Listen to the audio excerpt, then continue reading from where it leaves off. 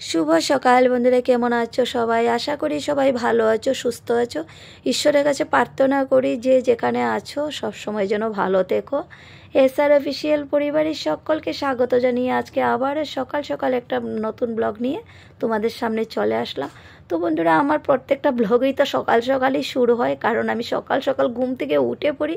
উঠেই তো আমি সংসারের কাজে হাত লাগিয়ে নেই, তো সাথে করে ক্যামেরাটাও অন করে নেই, আর এই তো তোমাদের সামনে চলে আসি। তো যাই হোক, আমি আরও অনেক আগেই উঠেছি, ঘুম থেকে উঠে ঘর ঝাড় দিলাম, ব্রাশ করলাম, দরজায় চিটা দিলাম, দিয়ে সোজা চলে গেলাম রান্নাঘরে। গিয়ে একটুখানি মটর সিদ্ধ গ্যাসে চাপিয়ে দিয়েছি প্রেশার কুকারে, দিয়ে গিয়ে বিছনাটা গুছালাম। দেখলেই তো তোমরা। তারপরে যে রাতে বাসন ধুয়ে রেখেছিলাম এগুলি আর গুছানো হয়নি, এখন সুন্দর করে গুছিয়ে নিচ্ছি। আর এইদিকে আমার মটর সিদ্ধ হচ্ছে।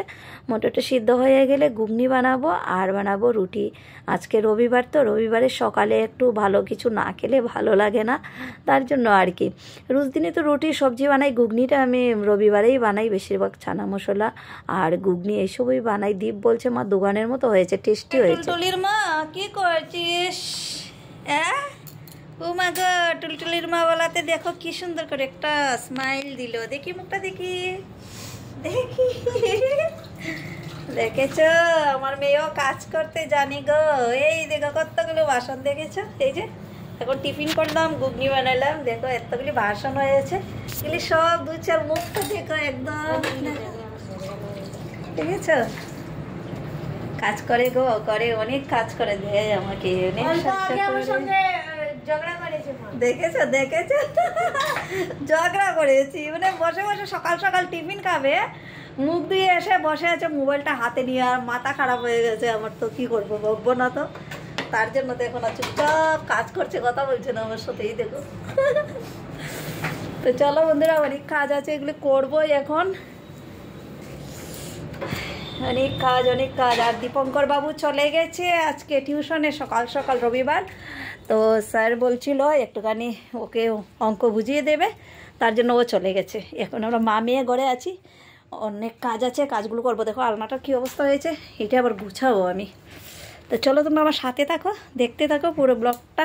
ঠান্ডা লাগছে বন্ধুরা, জানো ভীষণ ঠান্ডা লাগছে। দেখো আমি হাতা কাটা নাইটি পরে কী করবো, এতক্ষণ কিন্তু গায়ে সোয়েটার ছিল, আর কাজ করছি না, আর অনেক গরম লেগে গেছে, তারপর কুলে রেখে দিয়েছিলাম। এখন একটুখানি বসেছি, যে বসে বসে চা খাচ্ছিলাম, তো তো তার জন্য একটুখানি যে বসেছি, তো এখন আবার ঠান্ডা লেগে গেছে।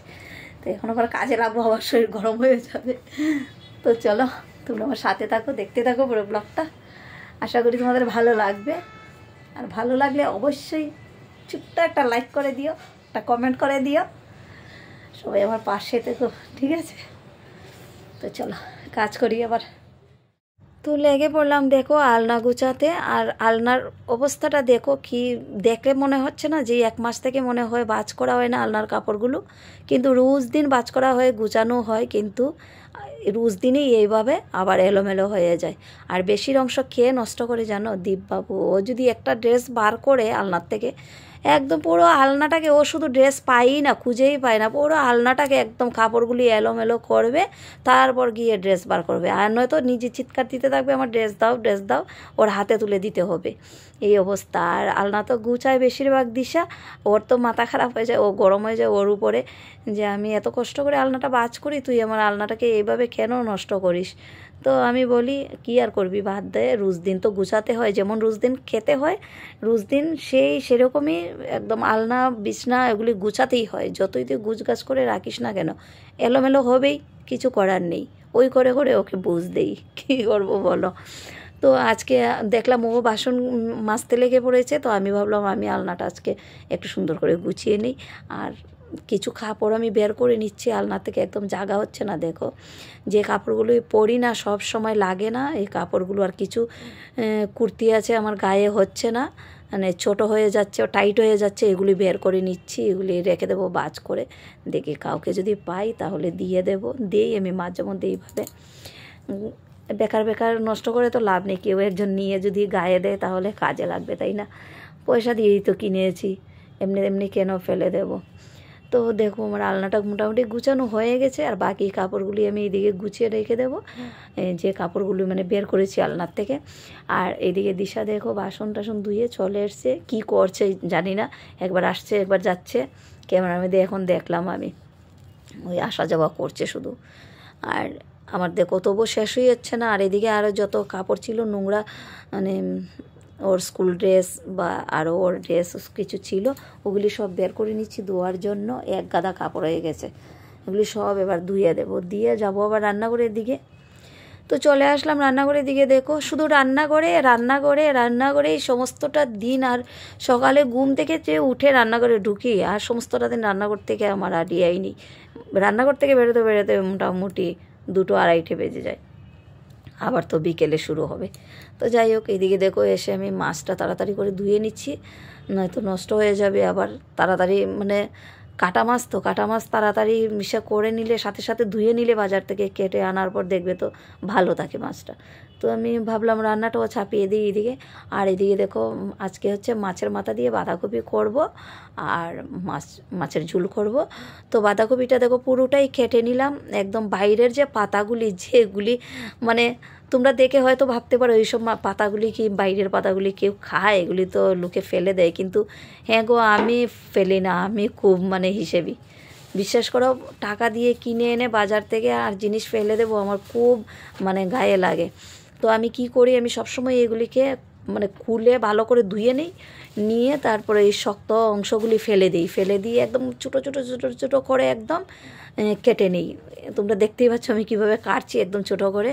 তাহলে কি হয়, একদম মিশে যায়, মানে ভিতরের বাঁধাকপিটার সাথে মিশে যায়, বোঝা যায় না আমি যে বাইরের পাতাগুলি দিয়েছি। তো তোমরা ভাববে যে লোকে যে জিনিস ফেলে দেয় ওই জিনিস খাচ্ছে, আমি খাই এগুলি, জানো। তো যাই হোক, দেখো বাঁধাকপি কাটার থেকে সোজা চলে আসলাম বাঁধাকপি রান্না। দেখো হয়েই গেছে আমার। দেখেছো কত ফাস্ট সত্যি যদি এইভাবে যদি ফাস্ট কাজ করতে পারতাম তাহলে কি আনন্দ লাগতো। যেমন ভিডিওর মধ্যে দেখাই, খুব তাড়াতাড়ি করে নিচ্ছি সব কিছু। তো দেখো হয়ে গেছে আমার বাঁধাকপি। এবার আমি মাছ ঝোলটা করে নেব।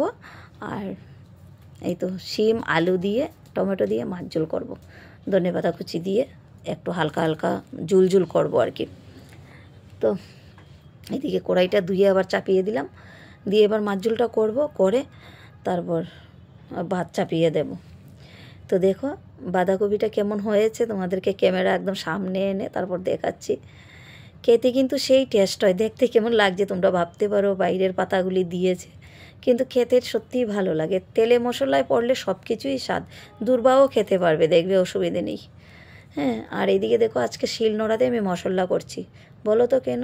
লঙ্কার গুঁড়ো না সব শেষ হয়ে গেছে, আর আমি তো বাজারে কিনা মশলা কিচ্ছুই খাই না, সব কিছু গড়ে মশলা করে তারপর খাই আমি। তো গুঁড়ো মশলাগুলো শেষ হয়ে গেছে, সব কিছু শেষ হয় নাই, শুধু লঙ্কার গুঁড়োটা শেষ হয়ে গেছে। তার জন্য আমি একটু শিলনোড়াতে দেখো করে নিচ্ছি, বেটে নিচ্ছি। তো একটুখানি বাটলাম, দেখো ঝাল হয়ে যাবে, দুটো তরকারিতে দেব আমি এই মশলাটা। শুধু লঙ্কাই আছে এখানে, আর কিছু না।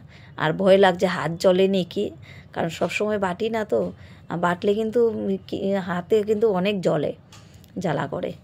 তো যাই হোক, এদিকে দেখো আমার মাছের ঝোলের জন্য মশলাটা কষিয়ে নিচ্ছি। এবার জল দিয়ে দেবো, দিয়ে একটুখানি ঢেকে রাখবো। আর ঝাল উঠে গেলে জলটা, তারপর মাছ দিয়ে দেবো ধনেপাতা কুচি দিয়ে, বাস হয়ে গেল মাছ ঝোল, নামিয়ে নেব। তো আমার রান্না মোটামুটি কমপ্লিট, সব হয়েই গেছে। এখন আমার একটুখানি ডিম তরকারি বানাচ্ছি দীপের জন্য, দুবেলার বুঝ ওর জন্য করে নেবো, আর আমরাও একটু খাবো। ওর তো মাছ একদম পাতে নেয় না, মাছ খেতে একদমই ভালোবাসে না, তার জন্য মানে ওর জন্য এক্সট্রা রান্না করতে হয়। তো বন্ধুরা, আমি রান্না বাড়া কমপ্লিট করে ঘরটা মুছে চলে গেছিলাম স্নান করতে। আর সকালে যে কাপড় ভিজিয়ে রেখেছিলাম ওগুলি আর ধোয়া হয়নি, তো এবার স্নান করতে সময় একসাথে ধুয়ে নিয়ে আসলাম। এসে তারপর দেখো চলে যাচ্ছি ছাদে। আর আজকে ঠাকুর পুজো দিয়ে দিয়েছে দিশু, আমি অনেকটা মানে একটা কাজ থেকে রেহাই পেয়ে নিলাম। তো কালকে যে কাপড়গুলো দিয়েছিলাম ওগুলি সব শুকিয়ে গেছে, তো ওইগুলি সব তুলে নিচ্ছি প্রথমে, নিয়ে দড়িটা খালি করে নিচ্ছি। তারপর বালতির কাপড়গুলো সব মেলে দিচ্ছি দেখো এদিকে দিয়ে। তারপর আমি একটুখানি তুলসীর তলায় জল দেব, দিয়ে চলে যাব ঘরে, গিয়ে খাওয়া দাওয়া করব। তো খাওয়া দাওয়া কমপ্লিট বন্ধুরা। বাসন কিন্তু এখনও ধুইনি, এই যে ছাদের থেকে কাপড়গুলো নামালাম ওগুলি বাজ করে নিচ্ছি, নিয়ে গিয়ে তারপর আমি ঔষধ খাবার আছে ঔষধ খাবো, বাসন মাজবো, এই করতে করতে সন্ধ্যা হয়ে যাবে। আবার ঘরটা ঝাড় দেবো, ধুনা দেবো, সন্ধ্যার চা বানাবো, মানে অনেক কাজ আছে, রাতে রান্না। তো ব্লগটা আজকে আর বেশি বড় করছি না, এখানেই শেষ করছি। তোমরা সবাই ভালো থেকো, সুস্থ থেকো, নিজের শরীরের খেয়াল রাখো সবাই। আবার দেখা হবে নতুন একটা ব্লগের সাথে। টাটা সবাইকে।